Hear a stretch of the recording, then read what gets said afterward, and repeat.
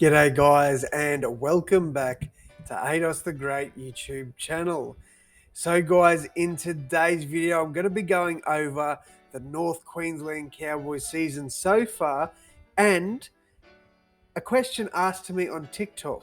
This person, I can't remember who it was, has asked me to do a Cowboys video and do I think they will make the 8 in 2022. Now, I'll give you all that and more shortly. But first of all, let's talk about the Cowboys season so far. Now, the Cowboys at home have been fairly clinical, except for a round 1 loss to the Bulldogs and a round 4, I believe it was, flogging to the Roosters. Now, other than that, the Cowboys have been tough to beat at home, and they have proved that in a few pretty big wins this year. Now, I will say one of their away wins, personally for me, was better than one of their home wins, and I'll explain that in a second. So their away games this year, they've been pretty good actually. They played the Broncos at Suncorp. They beat them 38-12. Played the Warriors in Redcliffe. They lost that one 25-24 with an 82nd minute field goal. So, that game 100% could have gone either way. They beat the Raiders away 18-12. Huge win there. And then their home games, they lose to the Bulldogs 6-4. Bit of a disappointing game. I didn't think either team played all that well. They beat the Raiders 26-6. That was a huge win for the Cowboys. I think a lot of people took the Raiders in that one. I backed the Cowboys. I thought I like what I saw in round 1 in spurts. I liked a few things. There was a lot that, they could have improved on, but they got a good win there against the Raiders 26-6. The loss to the Roosters was disappointing. They went back home after a good win against the Broncos. I reckon they would have been full of confidence. Went into that game very hyped up and thought, we can beat this team. And I think they just went in a little too confident. They got belted 28-4. They then go to play the Titans at home. That game was last week. They got a huge win there, 30-4. Very good performance. And a lot of these wins are on the back of big games from Jason Taumalolo.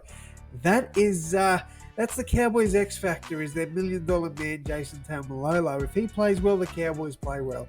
And that's a lot of what we've seen this year. Now, I do want to give a big shout out to a few players on the Cowboys. Obviously, as a team, they're playing really well together. Their halves are gelling. Chad Townsend's come over, playing an amazing season for them. And ironically, in my bold prediction, I actually said I wouldn't be surprised if the Cowboys made the top 8. That was one of my bold predictions this year. Or it was either made it or got close. And I'm going to take that because I thought that was a pretty big pick. I said they're going to be tough to beat at home. And other than the Roosters, they've won every game they've played at home. So, no, they haven't. I take that back. They lost to the Bulldogs. They've actually nearly won every game they've played away. So that's a big statement there too from the Cowboys. Big win over the Broncos, good win over the Raiders, and a close loss to the Warriors away. So, yeah, you never know what's going to happen. And they take on the Eels at Darwin today. I don't know why the Eels took that game to Darwin. Those conditions suit the Cowboys very well. I wouldn't be surprised if the Cows got a win there. I have tipped the Eels though, but I definitely wouldn't be surprised if it went the other way. Now, let's talk about some of their players and their performances in 2022. And then I'll give you the rest of my, summary of how I think their season's going to go. So, let's start off. One player I've got noted down is Tom Gilbert. Now, Tom, to me, at the start of the season, I didn't think he was going to have a massive year. I thought, he was a decent player last season, but he didn't really break out into the player he's becoming today. I believe, and I could be wrong, I believe he's leading the Cowboys in tackles. Sorry. I'm just trying to think here. I believe he is. I could be completely wrong, but I think he is leading the Cowboys in tackles. I don't know if I can find that stat anywhere, but I think he is. I cannot find that stat, but I believe Tommy Gilbert is leading the Cowboys in tackles. Let me know if I'm wrong about that, but I think he is another big player that's absolutely shocked a lot of people. Is Jeremiah Nanai? I believe I pronounced that name right. I probably haven't, but that's all good. I do apologise if I haven't. But Nanai has been playing extremely well this year. He's leading the Cowboys forwards in tries. I know I've got that one right. I did read that stat. It was a game where he scored like 3 tries.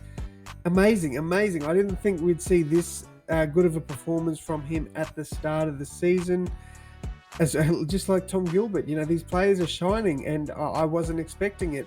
Another probably honourable mention I'll say is Hillam Lukey.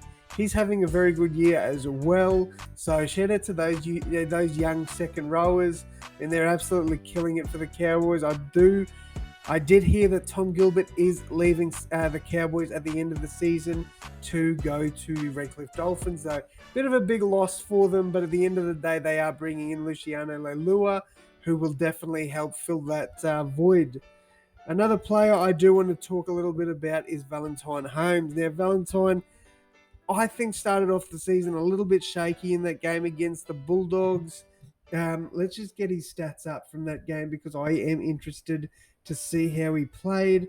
I might want to retract that statement once I've seen stats, but I'm pretty sure he had a bit of a shaky game in that one. He did.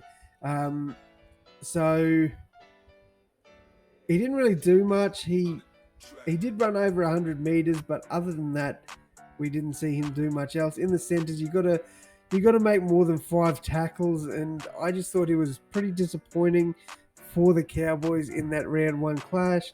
After that, though, he's shocked me. He's come in, he's playing very well in a lot of these other games. Holmes in that second one made 136 meters.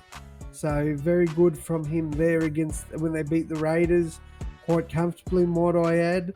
Then in that Broncos game, he was phenomenal. I believe he ran for he ran 200 meters, made 9 tackle breaks, 2 line breaks, and yeah, absolutely killed it for them in that game.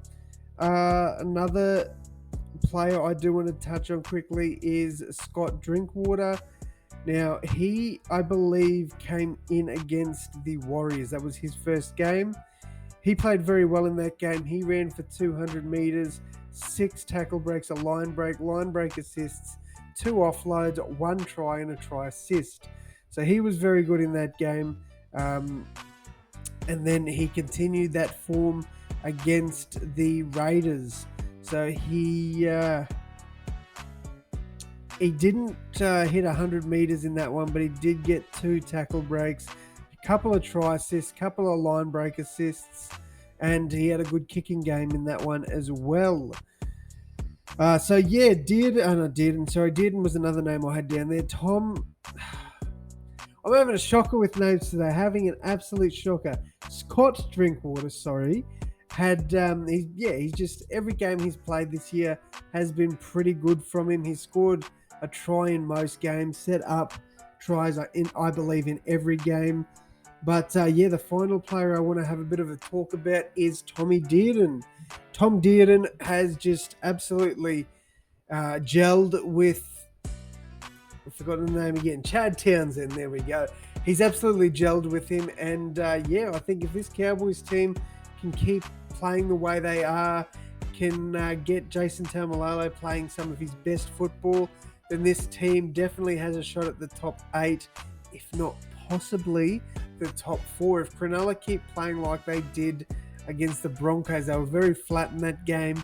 It definitely didn't look like the Cronulla we know this year. And the Cowboys get a win over the Eels in Darwin, then the Cowboys, for me, have every opportunity, if all goes well, to make the top 4. But yeah, I think that's pretty much going to wrap up this video. I know my good mate out there, Trent, will tune in and check this one out because he's probably the biggest Cowboys fan I know. So shout out to Trent, mate. If you are watching this video, just drop something down in the YouTube comments. I'd really appreciate it, mate. But yes, guys, if you aren't subscribed to me, hit that like button, hit that subscribe button. I drop rugby league content almost daily. If not daily, there's at least 3 videos a week, sometimes 4. But yeah, so I'd say 3 is probably the minimum. But yeah, guys, thank you all so much for your support. Thank you all so much for watching. And as always, I'll see you in the next one. Thanks, guys.